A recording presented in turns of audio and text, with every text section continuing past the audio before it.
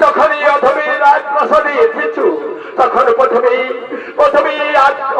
রাজপ্রাসাদে আসো। যদি না ভালো করে কাজ করতে পারি তাহলে শনি রাজ বাবা ভালো দৃষ্টি নয়, অন্য দেবতার মধ্যে বেঁধে নাও।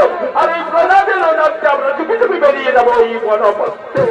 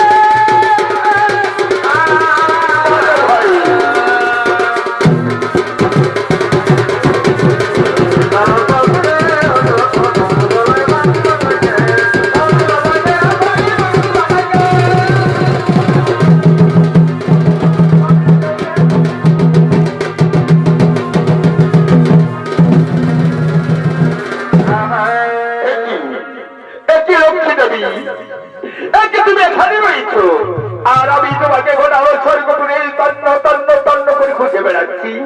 কেন কেন চলি যায়? আমার তুমি কি জন্য গোটা স্বর্গপুরে খুঁজে বেড়াচ্ছ? ও তুমি জানো লক্ষ্মী দেবী, তুমি জানো এই পৃথিবী মাঝারে কে সর্বশ্রেষ্ঠ দেবতা? আমি কিনা তুমি? কথা তুমি এখনো পর্যন্ত জানো না শুনিরা? এই পৃথিবী মাঝারি দেব দানব মানব গন্ধর্ব সবাই আমাকে পূজা করি। তাছাড়া প্রতি বৃহস্পতিবারে প্রতি ঘরে ঘরে আমার আরাধনা হয়। তাই আমি এই সর্বশ্রেষ্ঠ দেবতা। তুমি আমায় হাসালে, তুমি আমায় হাসালে লক্ষ্মী দেবী, তুমি আমায় হাসালে। এই পৃথিবী আধারে দেব দানব মানব গন্ধর্ব কেউ তোমার পূজা আরাধনা করে না, সবাই আমার পূজা করে। আর আমি এই সর্বশ্রেষ্ঠ দেবতা।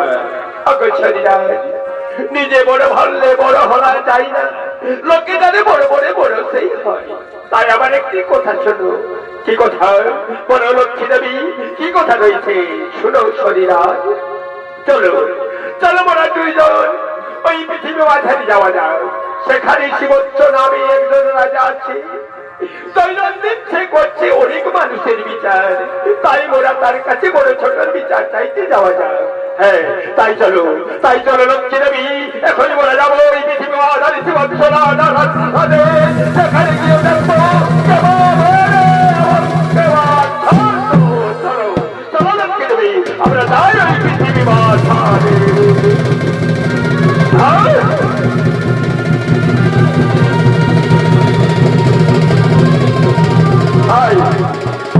তাই সুখী দর্শক মন্ডলী, আপনারা দেখলেন কিভাবে শনি এবং লক্ষ্মী তারা দুইজন বন্ধ লেগে চলে গেলেন সেই পৃথিবী মাঝারে শিবচ্ছ রাজা রাজপ্রাসাদে পরে ছোটর বিচার চাইতে। এদিকে দেখুন শিবচ্ছ রাজা রাজপ্রাসাদ মহা আনন্দে নৃত্য পরিবেশন করে বেড়াচ্ছেন শিবচ্ছ রাজা এবং তাহার প্রতি চিন্তা দেবী। তাই আসছেন সেই শিবচ্ছ রাজা। একদিন ধরণীতে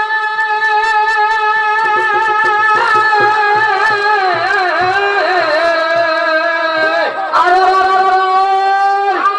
শিব চিন্তাকে সাথে বড় ভাই হেমানন্দে করে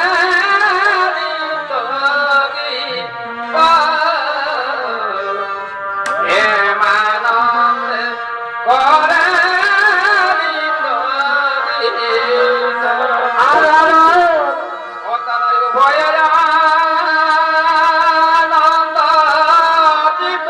বড় ভাই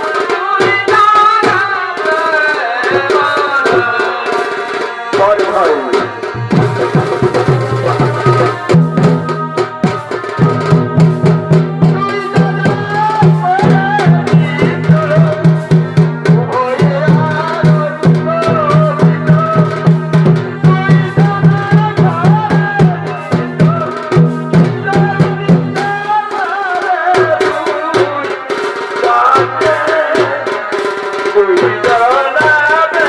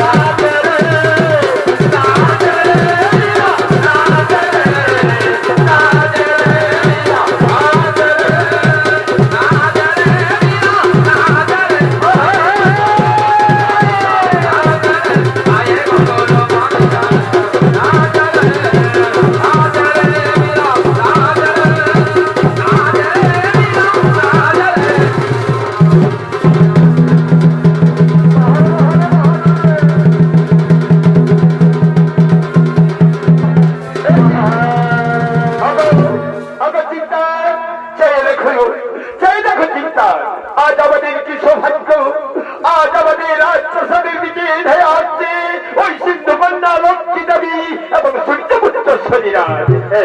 তাই তো মনে হচ্ছে গো রাজা, তাই তো মনে হচ্ছে। চলো চলো রাজা, তাদের সমাদরে আমাদের রাজত্বপুরী নিয়ে আছি। চলো, হ্যাঁ তাই চলো চিন্তা, তাই চলো।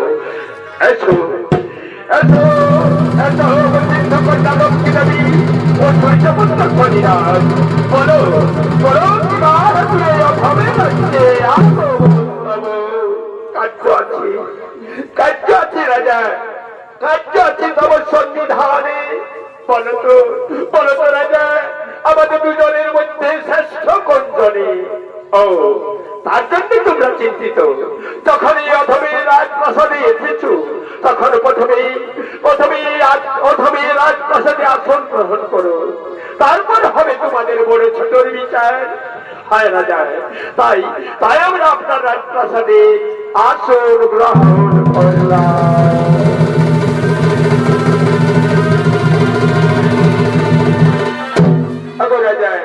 বলো বলো রাজা, আমাদের মধ্যে কে বা বড় কে বা ছোট তুমি বলো। ও তার জন্য তোমরা চিন্তিত। আবার চেয়ে দেখো, চেয়ে দেখো আমার, চেয়ে দেখো আমার তার সাইডে রয়েছে রূপর সিংহাসন, তাতে বসেছে এই সূর্যপুত্র শনিরাজ, এবং বাম সাইডে রয়েছে স্বর্ণ সিংহাসন, তাতে বসেছে ওই সিন্ধু কন্যা লক্ষ্মী দেবী। আপনারা তো জানেন এই পৃথিবী বাধারে কয়েকটি ধাতু আছে, তার চাইতে সোনার সর্বশ্রেষ্ঠ ধাতু, তাই তিনি স্বর্ণ সিংহাসনে বসেছেন। তিনি আমার কাছে সর্বশ্রেষ্ঠ দেবতা, সর্বশ্রেষ্ঠ দেবতা।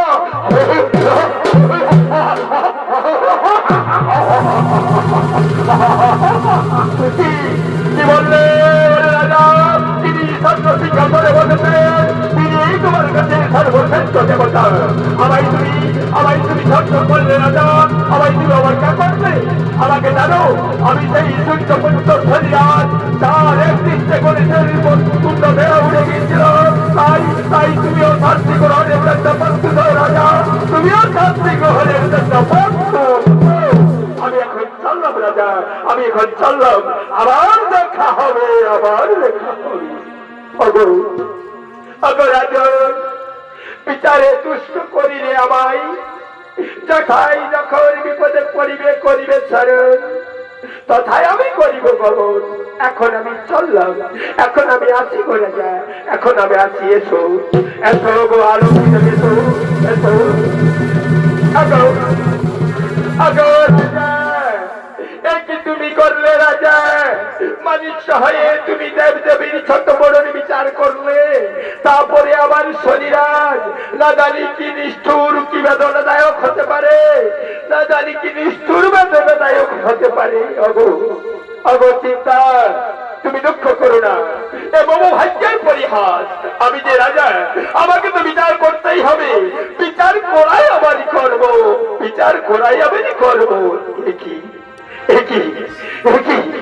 আমার শরীর কেন শিহরণ উঠছে? তবে কি শনিরাজ আমায় জেলাস করলো? না না না না না না না, আমি আর স্থির থাকতে পারছি না। চিন্তা, আমায় ধরো ধরো ধরো, চিন্তা আমায় ধরো।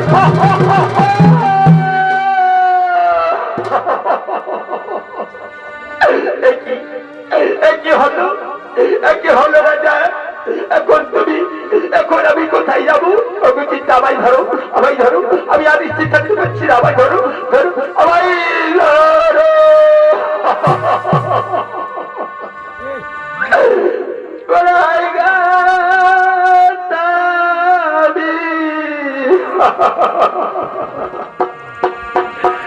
কি করি রে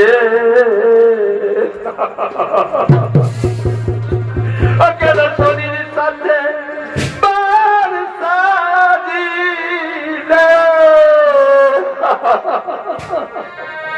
আয় গো রাজা,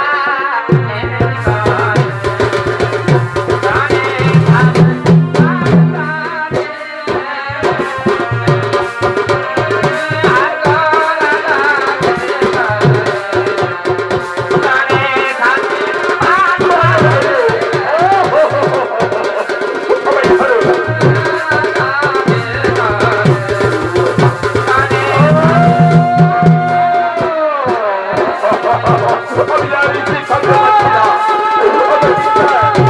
আমি জানি ঠিক থাকতে পারছি না গো, তবে সত্যি সত্যি আমাকে রাগ করলো। আমি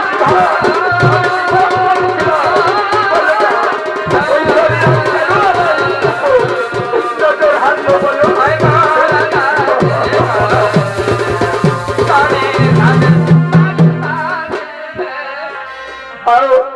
আমি আজ ঠিক থাকতে পারছি না। যায় চলো না যায় তোমাকে ওই করতে শুয়ে দেবো, চলো তাই চলো, তাই চলো চিন্তা, তাই চলো ওই রাজত্বপুরে আমাকে শরীর করতে শুয়ে দেবে, চলো।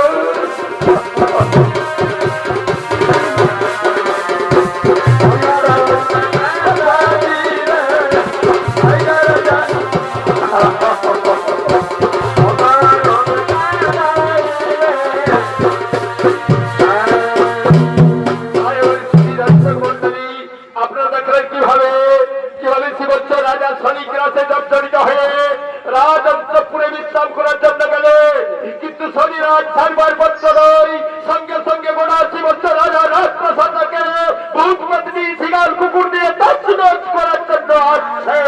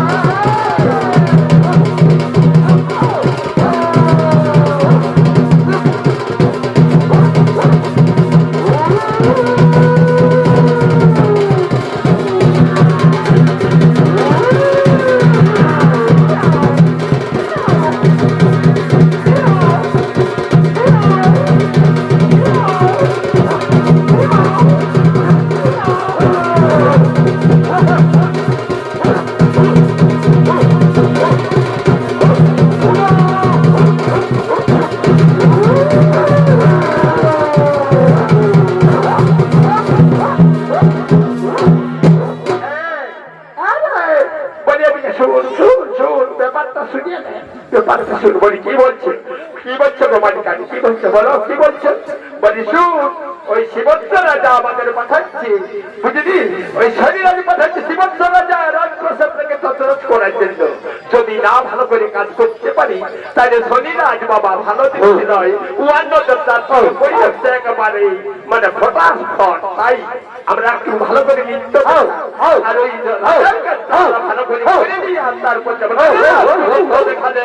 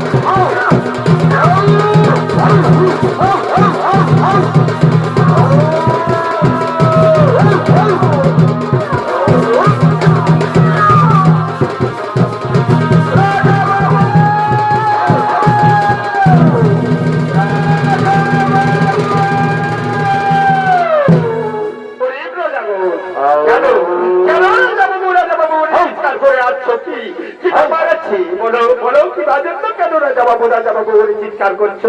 শুনুন রাজা বাবু, আপনার রাজত্বে আমরা বহু সুখে স্বাচ্ছন্দ্যে বসবাস করতেছিলাম, কিন্তু কালকে রাত্রি থেকে কি হয়েছে আমাদের মেয়ে ছেলে নানা রকম অসুখে ভুগছে। আরো ভোর রাত্রে শোনা যাচ্ছে শিকার কুকুর বিড়ালের ডাক, আরো কাতারে কাতারে চলছে ভূত পেত্নী নৃত্য। এর উপায় একটি করুন রাজা বাবু, না হলে আপনার রাজত্ব ছেড়ে আমরা অন্য রাজত্বে চলে যাব। না না আমরা যাবো না, আমার তোমাদের কোথাও যেতে হবে না, এর বিহিত একটা আমাকেই করতে হবে। তাই তোমরা নিশ্চিন্ত নিজ নিজ বাড়ি চলে যাও। হ্যাঁ, আমরা যাচ্ছি রে বাবু, কিন্তু এর উপায় আপনি একটা করবেন। কিন্তু আমরা কিন্তু থাকবো না, না হলে আমরা থাকবো না। হ্যাঁ, আমরা চললো রাজাবাবু, আমরা চললাম। হ্যাঁ, বাবু চিন্তা তুমি দেখো তো, ওই শরীরাজ ভালো জিনিস নয়। আমাকে গ্রাস করার পরে সঙ্গে সঙ্গে গোটা রাজত্বটাকে আমার গ্রাস করছে, আমাদের প্রজাদের মনে দিচ্ছে নানা রকম কষ্ট। এর উপায়, এর বিহিত আমাকে করতেই হবে।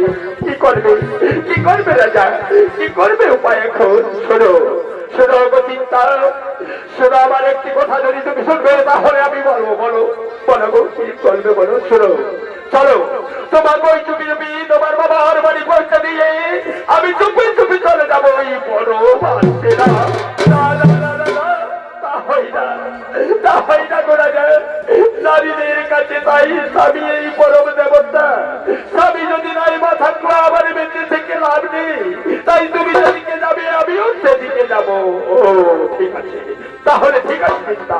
আমার একটি কথা তুমি শোনো, দাও এখনই রাজগড় থেকে শোনা দাঁড়া আমার এই মুখটা একটা কোটের মধ্যে বেঁধে দাও।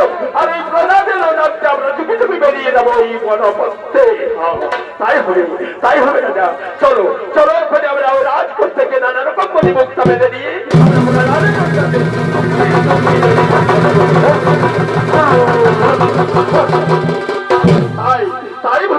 তাই ওই সীমান্ত রাজার রাজপ্রাসাদটাকে তৎপর করার জন্য তারা আবার উঠে পড়ে লেগেছে।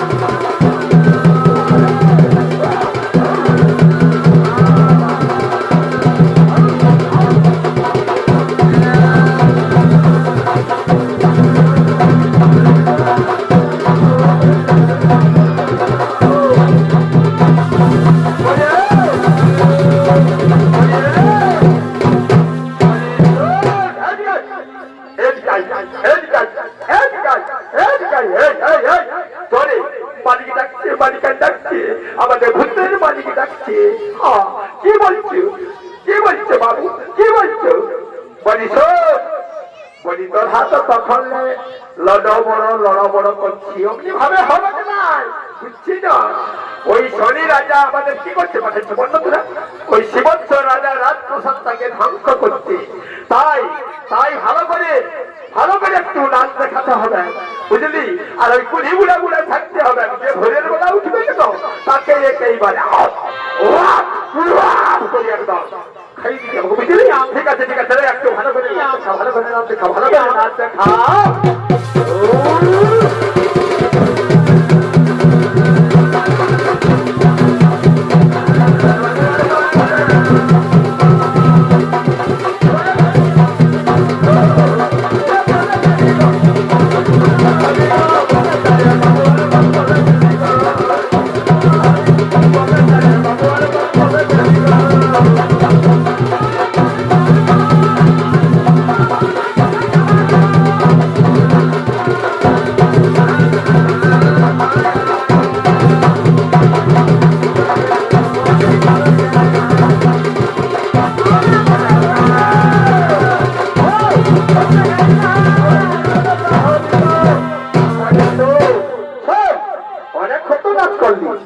এইবারে কুড়ি বুড়ায় হাসবো, বুঝেছি?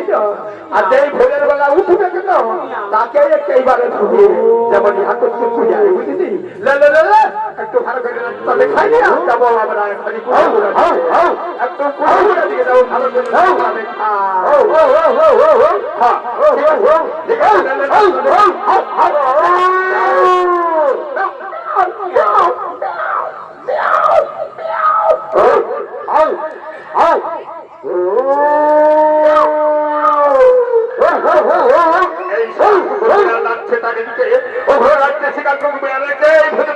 বল একটু লেরে নাচটা ভালো করে দেখা বাবা, নাইলে শনি রাতের বেদ ওঠে মুক্ত থেকে কোনো মতেই মুক্ত হবে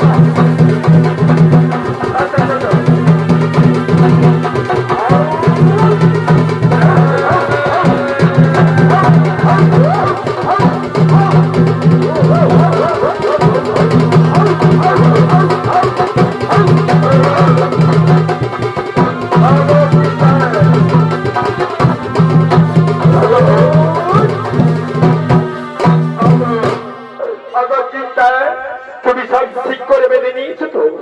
হ্যাঁ রাজা, হ্যাঁ রাজা, আমি সব ঠিক করে বেঁধে নিয়েছি। চলো চলো, এখন প্রজারা ঘুমিয়ে পড়েছে, এই সময় আমরা চুপি চুপি চলে যাবো ওই বনপথে। চলো, হ্যাঁ তাই চলো, তাই চলো চিন্তা, তাই চলো, তাই চলো আমরা চুপি চুপি চলে যাই ওই বনপথে। তো বনপথে একই দেখছি এদের পথের মধ্যে এক মায়ানবী সৃষ্টি হয়ে আছে। চিন্তা কি করি মায়া নদী পার হওয়া যাবে বলতে চিন্তা। আগরা যায় তুমি চেয়ে দেখো, ওই যে দূরে দুই মাঝি ভাই দাঁড়িয়ে আছে, তারা নাও নিয়ে দাঁড়িয়ে আছে, তুমি তাদের রাখো, সেই আমাদের ওপারে পার করে দেবে। হ্যাঁ ঠিক বলেছো, ঠিক বলেছো চিন্তা। আমি ওই মাঝি ভাই একবার ডাকি, ওরে মাঝি ভাই যাচ্ছি গো বাবু, ওরে মাঝি ভাই যাচ্ছি গো বাবু, একটু দাঁড়াও, একটু দাঁড়াও, এক্ষুনি আমরা আমাদের নৌকো নিয়ে তোমার কাছে যাচ্ছি, তোমার কাছে যাচ্ছি। আমি মায়া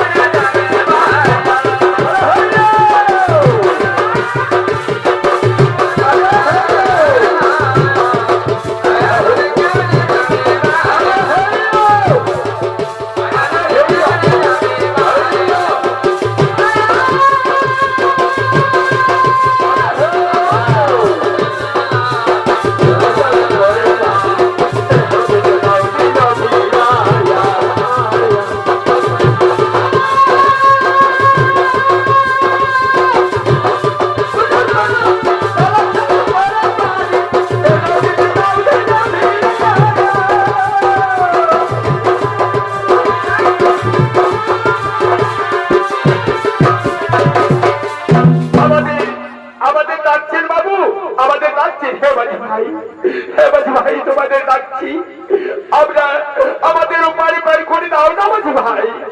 ও ওগো বাবু, তো আমার তো ভাঙা তরি, এই ভাঙা তরিতে দুজনের বেশি ভারসাম্য করতে পারি না। তারপরে তোমাদের কাছে যে মন খানা রয়েছে বাবা, ও মনে হয় অনেক ভারী আছে। ওগো রে মাঝি ভাই, ওরে মাঝি ভাই, আমাদের মন সমেত পারি পার করে দাও না। একসাথে এত ফল আমি দিতে পারবো না, তাই তোমাদের মতখানা আমাকে প্রথমে দাও, আমি পরে দিয়ে আসি, তারপরে তোমাদের আমি ওপারে দিয়ে যাবো। হ্যাঁ তাই দাও বলছো ভাই, আমাদের মতখানা ওপারে দাও, ওপারে দিয়ে আসছো, তারপরে আমাদের দিয়ে যাবে। এই দাও, এই দাও, এই দাও, এই দাও।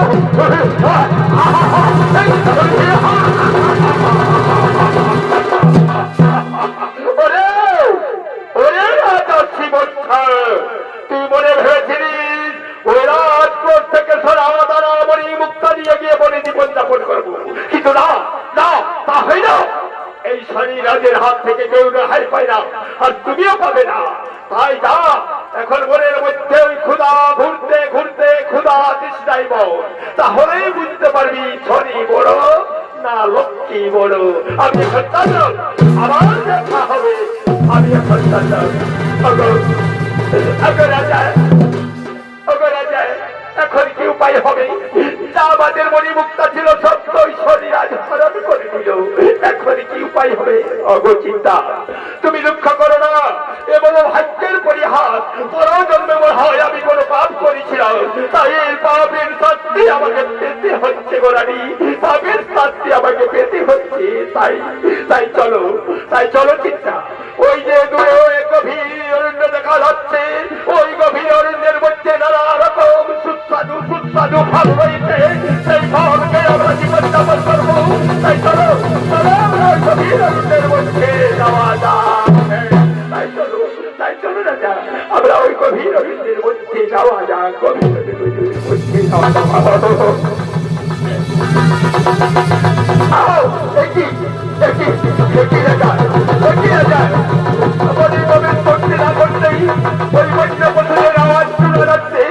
আমার যে খুব ভয় হচ্ছে গো রাজা, আমার যে খুব ভয় হচ্ছে। ভয় করো না, ভয়কে জয় করাই তো মানুষের কর্তব্য। তাই এই বিপদের দিনে কে আমাদের রক্ষা করবে? তাই ওই বিপদ হঞ্চন ঠাকুর নারায়ণকে আমরা স্মরণ করি। সেই করবে আমাদের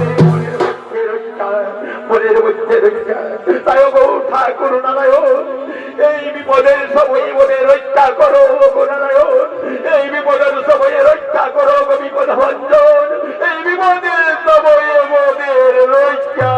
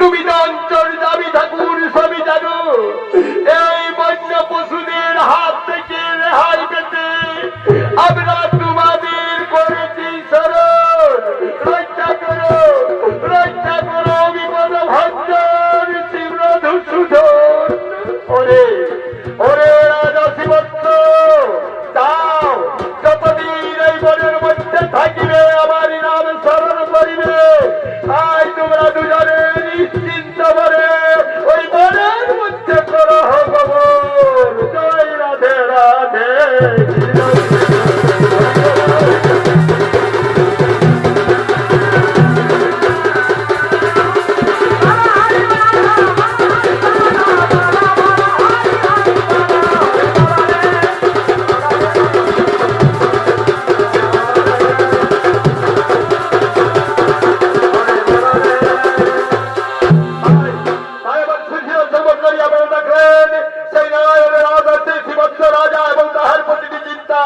নিশ্চিন্ত বলে গভীর অরণ্যে করলেন বলে।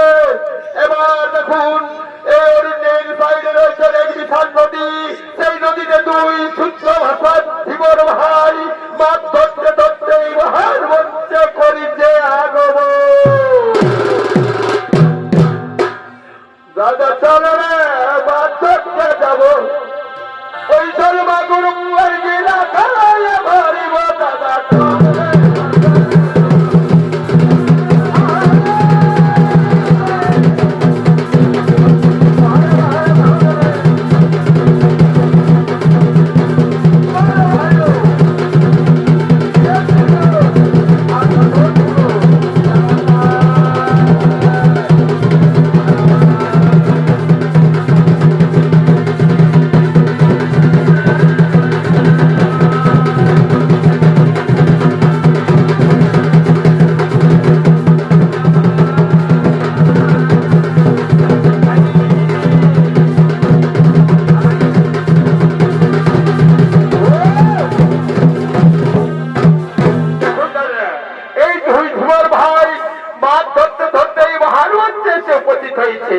তাই তারা শুদ্ধ ভাষায় টুকু কথাবার্তা বলে দিব না। বলে ওরে ধীরে ধীরে, বলি কি বলছো খুড়ো, কি বলছো? বলি মাছ দেখতে পেলুম না রে, কি হবে আজকে? বলি শোনো খুড়ো, কালকে আমি বলেছি আজকের মতো যাত্রার জীবনে হলে আমরা ওই নদীতে জাল খেয়ে খেয়ে খেয়ে খেয়ে এত দূর পর্যন্ত এলো, কিন্তু একটাই মাছ পেলাম না। কি হবে? কি আর হবে গো? চলো ঘরের ছেলে ঘরকে যাই, চলো, আজ আর হবে নাই। এরে ধীরে, যদি একটা তুই খেয়া দিতে পারবি, এই যে বাবা জালটা দে, তুই একটা খেয়া দে, ততক্ষণে আমি এই মাছগুলো টুকু ভিড়কিয়ে দিই, ওই পাথর খরচ গুলো টুকু ভিড়কিয়ে দিচ্ছি। হ্যাঁ হ্যাঁ, সাধন করো, তুই ওই পাথর খরচ কিনা টুকু ভিড়কাতে আমি একটু জালটা খেয়া দিচ্ছি। হ্যাঁ হ্যাঁ, ঠিক আছে।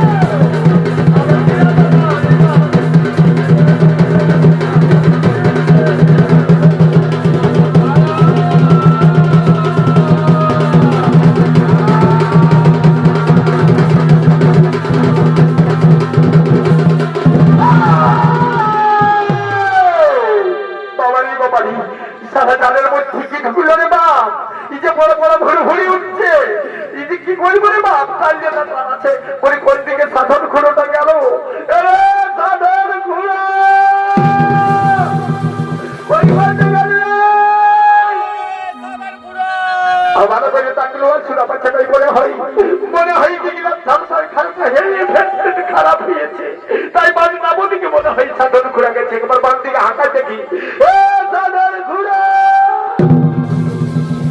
বলি নাই বা সারা শব্দ নাই রে, এদিকেও কেউ কোথা নাই, ডালটা তো আমাকে উঠাতে হবে, আমাদের একটু তার মানে চাঁদি দেখি যদি কোন রকমে কি বলছে বাবা, যদি কোন রকম পুচকে খুব হিন্দু ঢুকে গেছে তার বাড়ি যে টান লাগছে তাহলে কি হবে মনে হয় সরস্বতী বাড়ি টানা আছে দিতে ইশালা টানা আছে রে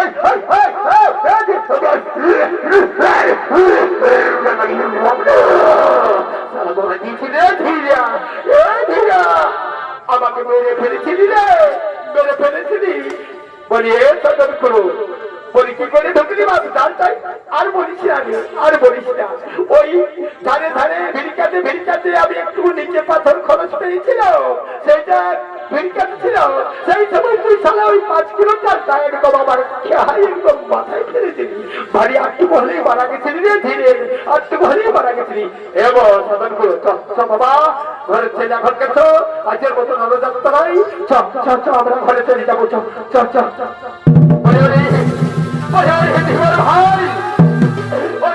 ভাই আমি আজ 7 দিন উপবাসী তার একটি মাছ দিয়ে আমাদের সাহায্য করো না ভাই আমরা ক্ষুধার দ্বারা সহ্য করতে পারছি না ধীরা এদিকে শুন এদিকে শুন পরে মাছ খুঁজাও এমনি ও যাত্রা বুঝলি আর আজের মতো যাত্রা বাবু জীবনে নাই মাছ পাইছি যে দেবী আছে বল না মাছ একটা পাই নেব কি করবি তাই বল ওয়াকে বলে দিব যে মাছ পাই নাই আমরা মাছ দিতে পারলি না ও বাবু আমরা একটাও মাছ পাই নাই বাবু আজ দেখো আমাদের খালো কিনা দেখো আমার খালো কিনা একটাও মাছ নাই আমরা কি আপনাকে দেবো তাই আমরা মাছ দিতে পারলাম না বাবু ওরে ধর ভাই তোমরা একটাও মাছ পাই নাই ঠিক আছে আমার একটা কথা তোমরা শুনবে শুনবার মতন হবে শুনবো আর কি বলো বলি শুনো ওই যে কালো পাড়া ভিড় দেখা যাচ্ছে ওই কালো ভিড়ে তোমরা জাল ফেলো নিশ্চয়ই মাছ পাবে কেন পাবে না বলি রে বলে ঘরের বেলা বাদ বলা যাবে না কি ভেসে আছে বলে ভগবান তারও হতে পারে রাতের বেলা বুঝেছি তো তুই খেয়াতে পারবি একটা খাওয়াবি দেবো ঠিক আছে ঠিক আছে বাবু আমরা খেয়া দিচ্ছি ওই জলের মধ্যে তুমি চুপ করে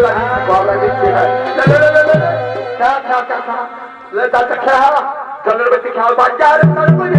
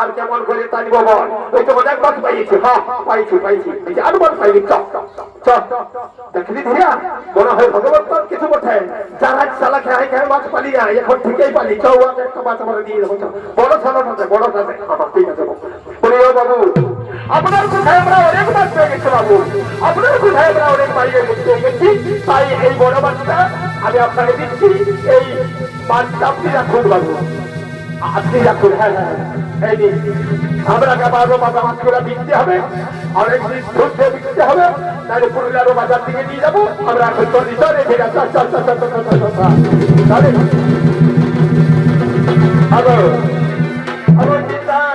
আমি ঝুমার ভাই কাছ থেকে আমি মাছ পেয়ে নিয়েছি তাই এই নাও এই ধরো মাছ তুমি সযত্নে মাছ পুড়িয়ে রাখো ততক্ষণে আমি ওই যে সামনে এক পুকুর দেখা যাচ্ছে ওই পুকুরে আসছি চিন্তা, আমি জানতে যাচ্ছি এসে দুইজন আমাদের মাছকে খোঁজা নিবারণ করবো। হ্যাঁ তাই শুনলাম না, তাই শোনা যায়। রাজা তো আমার মাছ দিয়ে গেল, ওই মাছ পুড়িয়ে রাখতে বললো। আমি ওই মাছ পুড়িয়ে রাখবো, আমি ওই মাছ পুড়িয়ে রাখি। মাছের গাড়িতে অনেক ছাই লেগে আছে, মাছের গাড়িতে অনেক ছাই লেগে আছে। এই ছাই লাগা মাছ আমি কিভাবে রাজার মুখে তুলে দেবো? যে মুখে একদিন তুলে দিয়েছি ক্ষীরচরণ উনি বৃন্দাবি চাই, সেই মুখে কি করে তুলে দেবো এই ছাই লাগা মাছ? না না না না না, আমি ওই যে সামনে জল দেখা যাচ্ছে, ওই জলে মাছ পরিষ্কার করে আমি রাজার মুখে তুলে দেবো গো, রাজার মুখে তুলে দেবো, রাজার মুখে তুলে দেবো।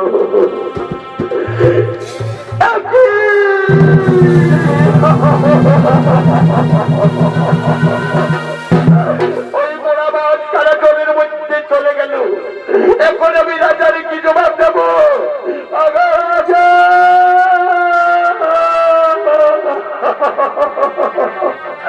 চিন্তা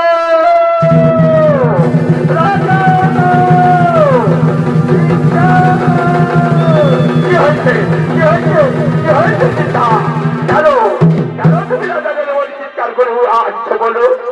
রাজা, তুমি যে মাছ আমায় পুড়িয়ে রাখতে বলেছিলি, সেই মাছ আমি সযত্নে পোড়ালাম।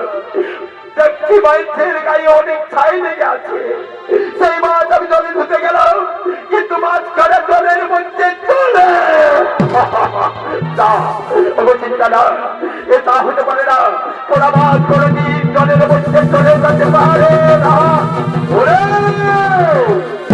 ওরে রাজা শিবত্ত, ওই পোড়া মাছ তো জলের মধ্যে চলে যায়নি, ওই পোড়া মাছ আমি হরণ করে নিয়েছি। তুই যা ভেবেছিলিস সেই মাছ খানে খেয়ে তোর সুখে জীবন যাপন করবো, কিন্তু না না না না না, এই শরীরের হাত থেকে কেউ রেহাই পাবে না, আর তুমিও পাবে না। তাই তাই যা, এবার ঘুরাই ঘুরতে থাক, তাহলে বুঝবি শরীর বড় না লক্ষ্মী বড়। এখন আমি চললাম, আমি এখন চললাম, আমার দেখা হবে। আমি যার ক্ষুধার যারা সহ্য করতে পারছি না গো, এখন কি উপায় হবে বলো না? আগর চিন্তা, তুমি দুঃখ করো না।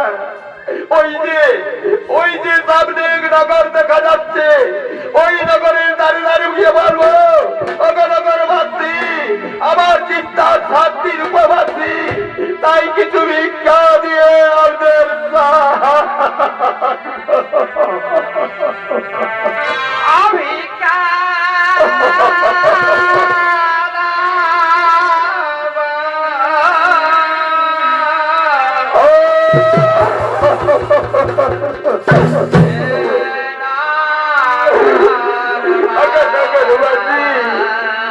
আমাদের কিছু পয়সা ভিক্ষা দিয়ে সাহায্য করো, আমরা 7 দিন উপবাসী।